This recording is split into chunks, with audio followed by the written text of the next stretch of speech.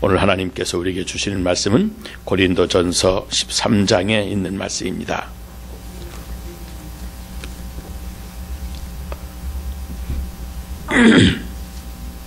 고린도전서 13장, 제 성경으로는 신약성경 278페이지에 있는 말씀입니다. 4절 말씀 다 같이 한번 한 목소리로 봉독하겠습니다. 4절 시작. 사랑은 오래 참고 사랑은 온유하며 시기하지 아니하며 사랑은 자랑하지 아니하며 교만하지 아니하며. 아멘. 당대의 성인이라고 인정받았던 토마스 주교가 자신의 영성 수련을 위해서 40일 동안을 금식하며 기도하기로 작정을 하고 이제 산에 올라가 말씀 묵상과 기도에 힘쓰고 있었습니다. 그때 사탄의 부하들이 어떻게 해서라도 그 기도를 방해하기로 하고 그를 시험에 빠뜨리려고 하는 작업에 들어갔습니다. 맨 먼저 아주 맛있는 음식으로 배고픈 주교를 유혹했습니다. 그런데 끄떡도 하지 않았습니다.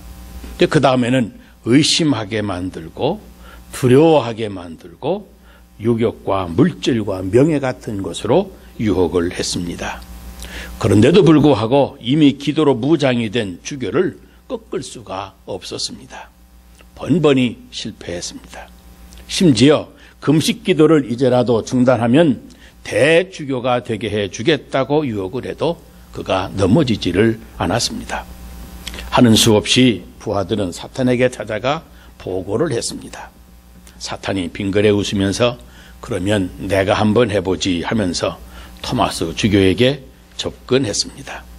그리고는 그에게 귓속말로 무언가 한마디를 하자마자 토마스 주교의 안색이 금세 울그락불그락 하더니 금식 기도를 중단하는 것입니다. 그리고는 아예 그 산을 내려가 버렸습니다. 너무도 쉽게 성공하는 모습을 본 사탄의 부하들이 사탄에게 무슨 말을 했기에 주교가 금식 기도까지 중단했을까 의아해하면서 물어보았습니다. 그때 사탄이 간단하지, 다만 나는 한마디 말만 했네. 자네 친구 요한이 알렉산드리아 대주교가 되었단 말이야. 그렇게 말을 했지 하고 대답을 합니다. 주교의 마음속에 질투심이 끓어오르게 하는 유혹이 성공한 것입니다. 여러분, 오늘은 사랑은 시기하지 아니하며 라는 말씀을 통해서 은혜 받으려고 합니다. 우리 한번 따라서 합시다. 사랑은 시기하지 아니하며 시기하지 아니하며 천사의 말을 하고 예언하는 능이 있어도 또 지식이 있고 그래도 사랑이 없으면 아무것도 아니고 모든 것을 다 내어 구제해도 사랑이 없으면 나는 아무것도 아니라고 그랬습니다. 그리고 이 사랑을 오래 참는 것이다, 온유한 것이다라고 사랑에 대해서 긍정적으로 표현을 선언하더니 오늘은 이 사랑은 시기하지 않는다고 부정적인 표현으로 선언합니다. 이것은 사랑하는 사람 마음에 깃들기 쉬운 시기와 질투심을 경고하는 것입니다. 성경이 말하는 사랑, 그 사랑은 사랑하기 때문에 시기하고 사랑하기 때문에 질투하고 하는 세속적인 논리가 통하는 것이 아니고 도리어 사랑과 질투가 서로 반대되는 것임을 말해줍니다. 말하자면 질투하지 아니하는 그 순수한 사랑을 성경은 강조하는 것입니다.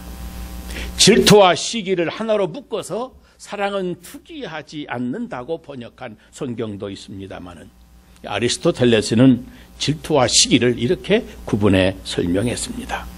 질투란 이웃이 지닌 것을 자기가 소유하지 못한 사실을 내가 슬퍼하는 것이고, 시기란 자기가 갖지 못한 좋은 것을 이웃이 가진 사실을 내가 슬퍼하는 것이다 그랬습니다. 그러니까 질투는 초점이 자기 자신에게 있습니다. 왜 저 친구에게는 있는데 나에게는 없는가 하고 물어가면서 무게중심을 자기 자신에게 두는 겁니다. 그래서 질투는 때로 상대방처럼 되고 싶은 마음과 그런 의지를 불러일으키기도 하고, 또는 경쟁심을 유발해서 열심을 내는 동력이 될 수도 있습니다. 그러나 이 시기는 초점이 상대방에게 있습니다. 동료에게 있는 어떤 좋은 것을 보면 단지 그 사실이 내가 마음의 불편을 느끼는 겁니다. 시기는 늘 다른 사람을 의식하면서 저 친구가 잘 되거나 좋은 것을 지니고 있는 그 상황 자체를 내가 불편해하는 마음입니다. 그래서 시기를 받게 되면 공격의 대상이 됩니다. 자신은 상대방에게 어떤 해를 가한 적이 전혀 없는데 단지 상대방의 시기 때문에 내가 함정에 빠지거나 일방적인 험담과 소문, 중상과 같은 화살을 맞고 치명적인 상처를 입을 수가 있습니다. 또한 시기는 온통 신경과 시선을 상대방 혹은 경쟁자에게 두어서 자기의 직무에 몰입하거나 전문성을 개발하는 것에 써야 될 그런 건설적인 에너지를 불필요하게 낭비하게 돼서 자신을 성장하지 못하게 하고 맙니다. 서양 속담에 사랑하는 자의 마음속에는 천국이 있고 질투하는 마음속에는 지옥이 있다 그랬습니다. 이 사람의 마음에 시기심이 한번 일어나면 그 마음에 그 순간 평안함이 사라져 버립니다. 지옥을 방불케 하는 혼란이 마음속에 일어납니다. 여러분, 사람의 영혼을 죽이는 두 가지 질병이 있습니다. 하나는 교만이고 다른 하나는 질투입니다. 시기하는 마음은 병든 영혼들에게 나타나는 독특한 증상입니다. 인류 최초의 살인은 아담과 하와의 아들인 가인이 동생 아벨을 죽인 것입니다. 원인이 무엇인지 아십니까? 바로 시기와 질투였습니다. 우리 예수 그리스도를 십자가에 못 박아 죽인 것도 시기심에 가득 차 있었던 대제사장과 서기관과 바리새인들이었습니다. 예수님을 재판할 때 당시 총독이었던 빌라도에 대해서 성경은 이렇게 기록합니다. 기록되었으되 이는 그가 제사장들이 시기로 예수를 넘겨준 줄 알미러라 그랬습니다. 사람의 판단력을 흐리게 하는 것이 바로 시기와 질투입니다. 그런데 질투의 근원이 여러분 어디인지 아십니까? 바로 그 사람의 죄성에 있습니다. 갈라디아서 5장 20절에 보면 육체의 일은 현저하니 즉 질투하는 것이라 그랬습니다. 그러므로 육체를 가진 모든 사람은 다 질투합니다. 세상에 질투심이 없는 사람이 없습니다. 타락한 사람의 자연적인 리액션입니다. 이 죄성을 가진 사람마다 다 자연적으로 반응할 수 있는 것이 바로 질투인 것입니다. 여러분, 처음 아기를 낳아 길러보면 참 신기한 것이 한두 가지가 아닙니다. 아이가 아빠 하고 방실방실 웃어대면 이 세상 모든 것 다 가진 것 같고 그저 신기하기만 합니다. 특별히 백일잔치, 돌잔치 때 아이 얼굴을 쳐다보면 모두가 다 천사같이 보입니다. 그런데 여러분, 둘째 아이 낳아서 길러보세요.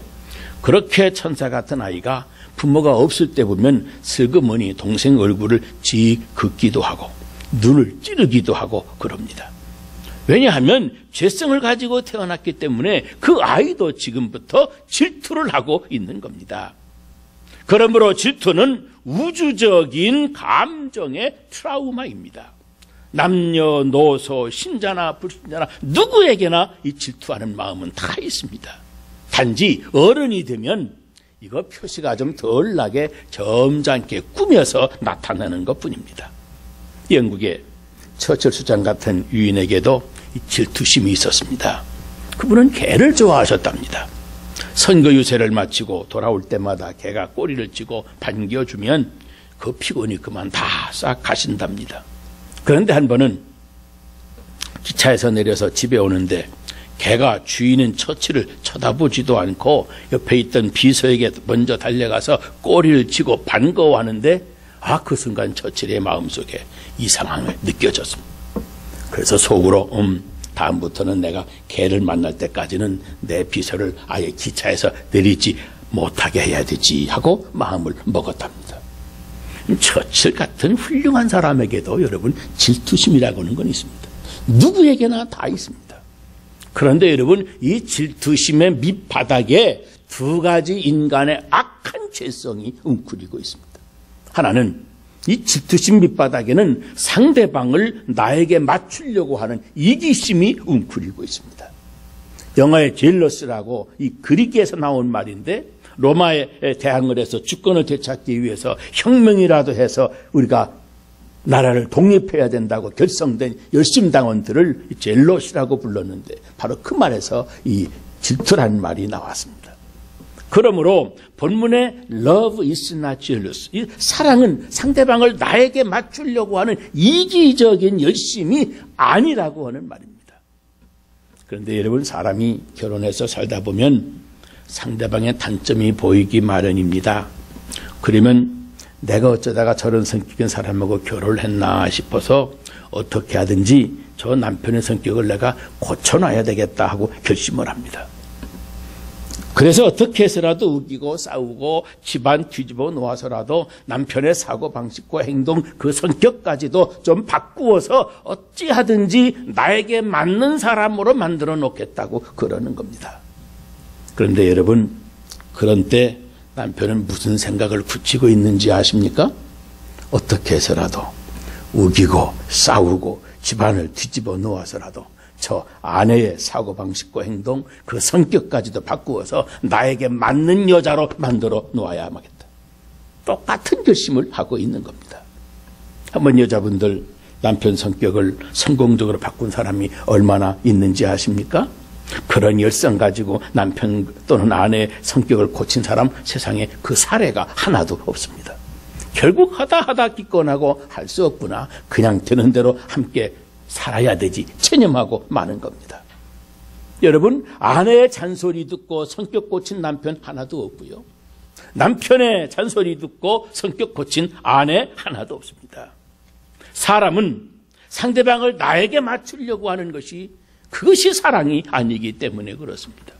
여러분, 어린아이들도 마찬가지입니다.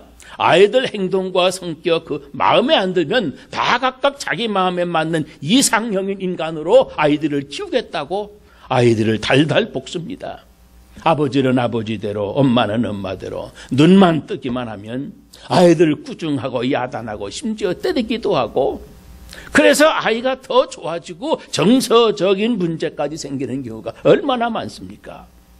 수단과 방법을 안 가리고 사람을 바꾸어서 내 마음에 맞추려고 하는 그 내 마음에 웅크리고 있다가 나오는 이기심이라고 하는 것, 이것을 사랑으로 착각하지 말라는 말입니다. 그런데 질투는 내가 의식적으로 결심해서 그래서 내 속에서 시작되어지는 것이 아닙니다. 질투하겠다, 지금부터 질투하겠다, 이렇게 마음 먹지도 않았는데 벌써 질투하고 있는 겁니다. 무의식적으로 하고 있는 것, 어디에서? 내 가슴 속에서. 그러므로 남자나 여자나 질투 많이 하는 사람 치고 여러분, 마음 넓은 사람이 세상에 없습니다. 대개 여자가 남자보다 더 질투를 많이 한다고 그럽니다. 왜 그러죠? 남자보다 여자가 속이 좁아서 그렇습니다. 우리 한번 따라서 합시다. 속 좁게 살지 맙시다. 옆에 부인이 있는 사람들, 부인한테 한번 하세요. 속 좁게 살지 맙시다. 남편한테도 하세요. 속 좁게 살지 맙시다. 남자들 속이 더 좁은가 봐. 여자들이 목소리 더 큰 거 보니까. 성경에도 시기와 질투로 망가진 사람들의 인생에 대한 사례가 대단히 많이 나옵니다. 가인이 동생 아벨의 재물을 하나님이 연락하셨다고 했지만 자기의 재물은 연락하지 아니하자 동생을 시기합니다. 결국 동생 아벨을 죽이지 않습니까?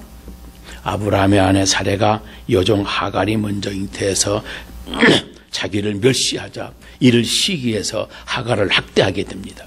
하갈이 결국 도망가야만 됩니다. 야곱의 처 라헬과 레아가 서로 시기하고 질투하다가 여종들을 야곱과 동침하게 만들고 맙니다. 요셉의 형제들이 아비가 요셉을 그들보다 더 사랑한다고 하는 것을 알고 시기해서 동생을 애굽의 종으로 팔아버리고 맙니다. 사울이 죽인 자는 천천히요, 다윗은 만만이로다. 이런 여인들의 이야기를 듣고 사울이 아주 화가 나고 다윗을 시기하기 시작합니다. 끝내 그를 죽이려고 군사를 풀고 야단을 합니다. 저 바벨론의 방백들이 다니엘을 시기해서 마침내 그를 죽이고자 했습니다. 대제사장들이 예수님을 시기해서 십자가에 못 박도록 예수님을 고소까지 했습니다. 저 유대인들이 바나바와 바울을 시기해서 비방하고 거룩한 주의 종들을 핍박하기 시작했습니다. 여러분, 사랑하지 않고 질투하다가 망한 많은 인물들을 성경들이 우리에게 이렇게 보여주는 의도가 무엇이라고 생각합니까? 질투하다가는 그렇게 망한다고. 하나님을 믿는 너희들은 그들처럼 인생을 질투하다가 스스로 망가뜨리지 말고 서로 사랑하게, 질투하지 않고 사랑하는 사랑을 하다가 하나님의 은혜 가운데 살라고 우리 성도들을 일깨워 주시는 경고인 겁니다. 오늘 이 아침에 너희들은 결코 질투하지 말고 서로 사랑해서 행복한 인생을 살아가라고, 우리들이 주님의 심장으로 주시는 이 말씀을 믿으시고 시기하고 질투하는 불행한 우리의 삶의 궤도를 좀 벗어나서 죄성이 뿜어내는 질투심을 극복하고 주님의 순수한 사랑으로 서로 사랑할 수 있게 되시기를 주의 이름으로 축원합니다. 그리고 이 질투심의 밑바닥에는 상대방을 이기려고 하는 그런 경쟁 심리가 우리 속에 웅크리고 있습니다. 사람들이 자기와 경쟁 관계가 없는 사람에게 대해서는 절대 질투하지 않는 이유가 거기에 있습니다. 보세요. 옷가게를 하는 사람이 어떤 농부가 농사를 잘 지었다고 해서 그를 질투하지 않습니다. 한 회사원이 동네 식료품점이 잘 된다고 해서 그 식료품점을 질투하지 않습니다. 같은 분야에서 경쟁 관계에 있을 때에 언제나 나와 비슷한 동료에 대해서 느끼는 감정, 그것이 바로 질투심입니다. 월등하게 차이나는 사람은 아예 질투하지도 않습니다. 여러분, 학교에서 공부하실 때 경험하지 않으셨습니까? 1등, 2등 하는 학생은 50등, 60등 하는 학생을 결코 질투하지 않습니다. 바로 내 뒤에서 2등 하던 학생이 나를 제치고 1등을 하면 그때부터 질투하기 시작하는 겁니다. 이 성가대나 찬양대에서도 마찬가지입니다. 여러분, 소프라노 솔리스트가 베이스한테 질투하는 거 보셨습니까? 아닙니다. 소프라노 솔리스트는 같은 소프라노 다른 솔리스트에게 질투를 느끼는 겁니다. 닉슨 대통령이 1960년대 케네디의 경쟁에서 선거에 실패한 뒤에 한 크리스찬 신문사의 기자가 그와 인터뷰를 했습니다. 기자가 그에게 가서 인생의 가장 큰 위기가 언제였느냐고 이 닉슨 대통령에게 물었습니다. 닉슨이 말합니다. That was the crisis in my life. 네, 그게 정말 나한테 큰 위기였노라고. 그러면서 이야기를 할 때 신문기자는 생각을 했습니다. 선거 패배당한 거, 그것이 큰 인생의 위기라고 생각하는가 보다. 그런데 이렇게 말을 계속합니다. 나를 이긴 케네디를 향해서 내 속에 끓어오르는 질투심이 내 인생을 위기로 몰고 갔습니다. 그러는 겁니다. 그 매력적인 얼굴에 바람이 싹 불면 머리 위로 싹 넘어가는 그 머릿결, 그 케네디가 보스턴 액센트 영어로 한번 연설을 쫙 하게 되면 장내가 떠나가도록 환호하는 관중들, 이런 것들을 상상하면서 왜 저 친구는 내가 가지고 싶은 거 다 가지고 있고 나는 없는가? 저 친구는 코도 잘생겼는데 나는 어쩌면 주먹코이고, 그 친구가 TV에 나가서 연설하는 모습을 봐도 저 친구는 귀동자 같은데 나는 비에 젖은 촌딱 같고, 그 속에서 아주 막 끓어오르는 이 질투심이 닉슨을 괴롭혔던 겁니다. 여러분, 저 멀리 다른 나라 대통령이 아니라 바로 동료에 대한 그 경쟁 심리에서 생기는 질투심이었습니다. 사람이 경쟁 심리에 사로잡힐 때 그때 바로 사탄이 그의 죄성을 자극해서 그 마음속에 질투심이 끓어오르게 만드는 겁니다. 보세요. 남의 남편이 취직했다고 하면 그냥 축하면 됩니다. 그렇지 않습니까? 그런데 왜 월급은 얼마래요? 하고 묻는 그런 여자들이 있습니까? 왜 남의 남편 월급 얼마인지 궁금해하는 거예요? 바로 경쟁 심리 때문에 그렇습니다. 자기 남편 월급은 알면 되는데 왜 내 남편보다 많나 적나 알고 싶어서 묻는 것 아니겠습니까? 많으면 질투심 생겨서 괜히 미워지고, 그리고 집에 와서는 죄 없는 자기 남편 바가지를 긁게 될 것이 분명한데, 여러분, 경쟁 심리에 사로잡히면 누구라도 이 질투의 피해자가 되는 건 언제나 자기 자신입니다. 한번 따라서 합시다. 위에 계신 주님을 보고 나를 보면 자부심이 생기지만, 세상을 보고 나를 보면 인간 비참해진다. 틀림없어요. 주님을 바라보고 주님의 은혜를 생각하고 십자가의 은혜를 생각하면, 그렇게 못되고 못된 나를 위하여 주님 돌아가셨으니 내가 얼마나 귀한 인생인가, 주님 값 나가는 귀한 인생인 걸 깨닫고 자부심을 갖게 되지만, 세상에 다른 사람들, 제멋대로 살아가는 사람들 바라보면서, 그리고 나를 보면, 그들과 나를 비교하면 내 신세가 참 비참하게 느껴지는 겁니다. 그래서 세상과 나를 비교하면 결국 나는 그 질투심의 피해자가 되고 마는 겁니다. 여러분, 우리 예수 믿는 사람들은 다 각각 하나님과의 관계 속에서 인생을 생각하고 평가하고 살아갈 줄 알아야 됩니다. 나는 나대로, 저 사람은 저 사람대로 다 하나님 앞에서 살아가고 있는 것이다. 그래서 하나님은 그에 합당한 복을 주시기도 하고, 그에 합당하게 주셨던 복을 때에 맞게 거두어 가시기도 하시는 것이다. 그러니까 내가 받은 복은 나에게 합당한 복이고, 저 사람 받은 복은 저 사람에게 합당한 것이다. 그러므로 하나님과의 관계에서 자기를 보면 누구도 옆에 사람과 비교하다가 질투하는 일, 생길 일이 없는 것이죠. 그런데 한 가지 우리가 알아야 될 중요한 사실은, 이 경쟁 심리에서 나온 질투심은 결국 자기를 죽이고 만다고 하는 사실입니다. 한 농부가 염소와 나귀를 함께 기르고 있었습니다. 무거운 짐을 묵묵히 잘 나르는 나귀를 당연히 주인은 매우 사랑하게 됐습니다. 그러자 옆에 있던 염소가 그런 주인의 태도가 못마땅했습니다. 염소는 시기와 질투를 느껴서 나귀에게 아주 묘한 계략을 꾸몄습니다. 그리고 나귀의 귀에다가 입을 대고 이렇게 속삭였습니다. 나귀야, 세상에 너처럼 불쌍한 동물도 없을 거야. 주인이 힘든 일만 너한테 시키니 이런 억울한 일이 어디 있냐. 내가 한 가지 꾀를 가르쳐주지. 짐을 싣고 개울을 건널 때 자꾸 넘어져라. 그러면 주인이 너는 몸에서 약한 줄 알고 다시는 너한테 힘든 짐을 지워 나르도록 하지 않을 것 아니겠느냐. 그러나 나귀는 개울을 건널 때 그때부터 그 말대로 그만 넘어지기를 시작했습니다. 계속 넘어졌습니다. 주인은 평소 건강하던 나귀가 갑자기 넘어지는 것을 보고 깜짝 놀라서 동물 의사를 데려다가 나귀를 보여주었습니다. 그랬더니 의사가 처방을 딱 해주는데 이렇게 처방을 해줍니다. 나귀의 기력이 약해졌으니 저 염소의 간을 먹이면 금방 낫을 겁니다. 그러는 거예요. 주인은 즉시 염소를 잡아서 나귀에게 대접했습니다. 시기와 질투는 이 부메랑 같은 겁니다. 그 희생자는 항상 자기 자신입니다. 절대 다른 사람 시기하고 다른 사람 질투하지 마세요. 그 피해가 바로 나한테 돌아옵니다. 그 사람 시기한다고 그 사람이 당하는 것 아닙니다. 내가 당하고 마는 겁니다. 보세요. 블레셋 대장 골리앗을 넘어뜨린 다윗, 누구보다도 아끼고 키워야 될 사울 왕이 오히려 다윗을 질투하면서 미워했습니다. 다윗을 죽이기 위해서 군대를 풀어서 잡아 죽이려고까지 했습니다. 그러나 굴속에서 자기 옷만 찢기는 망신을 당했습니다. 그때 사울은 하나님이 그를 지켜주신다고 하는 것을 깨달았어야만 했습니다. 그러나 그것을 깨닫지를 못하고 계속해서 분노로 이 질투의 칼을 갈다가 그만 자기가 먼저 죽게 됩니다. 내가 누군가를 시기하고 질투하면 그때는 결국 자기 자신이 피해자가 됩니다.